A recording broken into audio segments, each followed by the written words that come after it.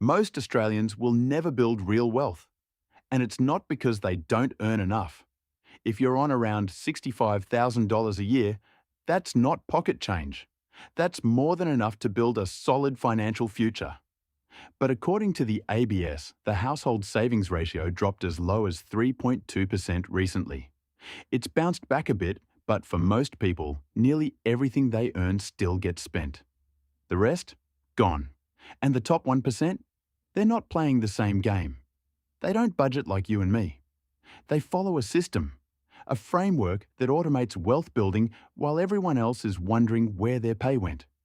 Today, I'm going to show you exactly what that system looks like, adapted for Australian incomes, super and tax brackets. Here's the thing most people get wrong. They think wealthy people just earn more. And sure, income helps. But there are people earning 200 grand a year who are broke. Genuinely broke. Living pay to pay on a massive salary because their spending scales with every raise.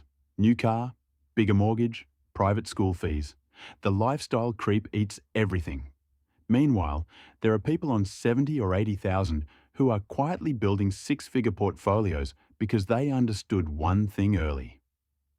It's not about how much you make. It's about the system you put your money through. The top 1% treat their income like a business treats revenue. It gets allocated to specific departments before anyone can touch it. No emotion, no impulse. Just a framework that runs every single payday. And the framework they use? It's dead simple. 4 numbers. 50, 25, 15, 10. The 50-25-15-10 rule is a budget allocation system, not a diet, not a punishment. It's a machine that processes your income and spits out wealth on the other side.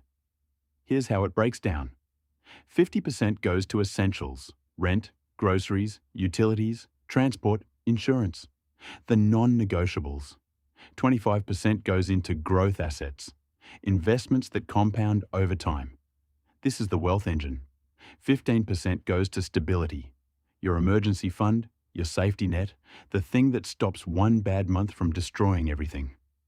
And 10% is guilt-free spending, the fun stuff. Dinners out, holidays, that new gadget. No guilt, because you've already handled everything else first. Now you might be thinking, that only adds up to 100%. Where's the wiggle room? There isn't any. That's the point. Every dollar has a job before it hits your account. Let me break down each one with real Australian numbers so you can see exactly how this works on your income. On the median income of 65K, your take-home after tax and the 2% Medicare levy is roughly $52,000. That's about $1,000 a week. Under this framework, essentials get capped at $500 a week. Rent or mortgage, groceries, power, water, phone, transport, basic insurance. Now, if you're in Sydney or Melbourne, you're probably laughing right now. And fair enough, median rent in Sydney is sitting around $580 a week for a 2-bedroom unit. That already blows the 50% rule. So here's what the 1% actually do. They make ruthless housing decisions. They live below their means on housing specifically, because that one line item determines whether the rest of the framework even works. Share housing, moving to a cheaper suburb, or negotiating rent at renewal. The 50% cap on essentials isn't a suggestion. It's the foundation everything else is built on. This is the wealth engine. 25% of your take-home, that's roughly $250 a week, or about $1,000 a month on median income. Where does it go? Not a savings account earning 5%. That's for your stability bucket. This money goes into assets that grow. Broad-based ETFs on the ASX like VAS, A200 or VGS have historically returned around 8 to 10% per year over the long run. Here's what that looks like in practice. If you invest $1,000 a month into a diversified ETF portfolio, averaging 8% annual returns, in 10 years, you've got roughly $183,000. In 20 years, it's around $590,000. In 30 years, you're looking at nearly $1.5 million. And that's without touching your super, which is already growing at 12% employer contributions. Your super handles retirement. This 25% builds wealth you can actually access before you're 67. That's the difference between retiring comfortably and retiring wealthy. 15% goes to your stability buffer. On median take-home, that's about $150 a week. This builds your emergency fund, and the target is 5 months of essential expenses. If your essentials run $500 a week, your target emergency fund is about $10,000. At $150 a week, you hit that in roughly 16 months. Once it's full, you redirect this 15% into your growth bucket, so your investment rate jumps from 25% to 40%. That's when things accelerate fast. But until that emergency fund is built, this money sits in a high-interest savings account. Right now in Australia, you can get around 5 to 5.5% on accounts like ING, UBank, or BOQ. Not exciting. Not meant to be. This is your financial airbag, the thing that stops a car breakdown or a medical bill from sending you back to zero. The top 1% never skip this step because they know one emergency without a buffer can wipe out years of investing progress. And here's the part that makes this actually sustainable. 10% is yours to blow. No questions asked, no guilt. On median take-home, that's about $100 a week. Coffee with mates, a nice dinner, new clothes, a weekend trip, whatever makes you happy. Most budgets fail because they're all restriction and no reward. You white-knuckle it for 3 months, then blow $2,000 on a weekend because you snapped. The 10% rule prevents that. You've already paid your future self through the other 3 buckets. This money is a reward for running the system. Spend it. Enjoy it. That's the whole point. The wealthy don't deprive themselves. They just spend from the right bucket. Now, before you even start this framework, there's a step 0 that the top 1% are ruthless about. Kill high-interest debt. If you've got credit card debt at 19 to 21%, or you're juggling Afterpay and Zip Pay balances, those need to go first. No investment consistently returns 20% a year, so paying off that debt is literally the best guaranteed return you'll ever get. The strategy is simple. List every debt, sort by interest rate, and throw everything at the highest one first while making minimums on the rest. Once the high-interest stuff is gone, your HEX help can wait.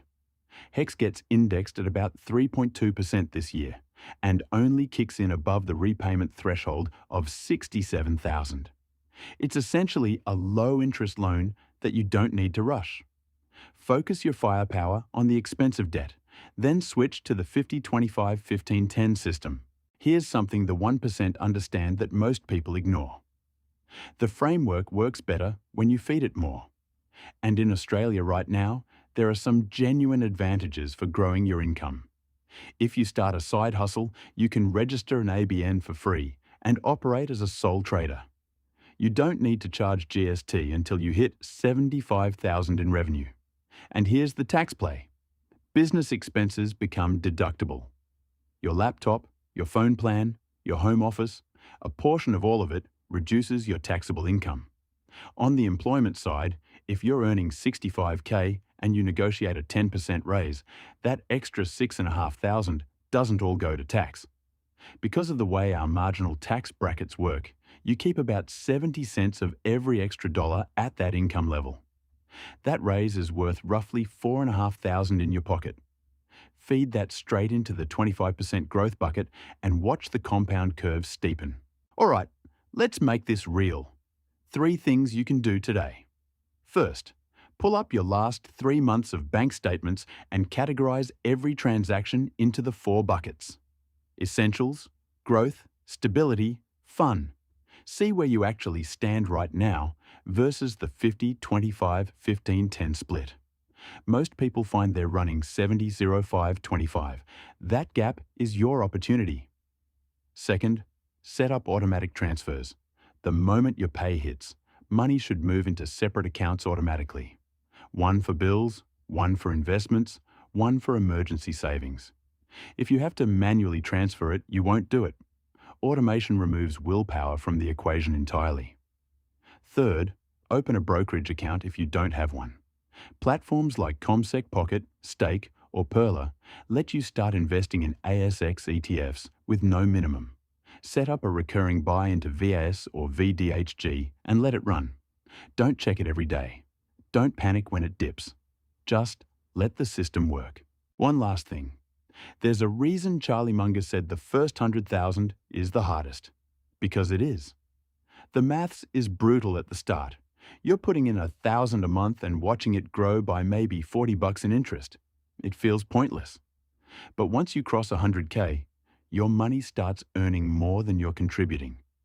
At 8% returns, 100,000 generates 8,000 a year passively. That's $660 a month your money is making while you sleep. From that point on, the system feeds itself. The hard part isn't the framework. The hard part is trusting it long enough to see the curve bend upward. But it does bend. The maths doesn't lie. If this helped you see your money differently, subscribe and I'll keep breaking it down. See you in the next one.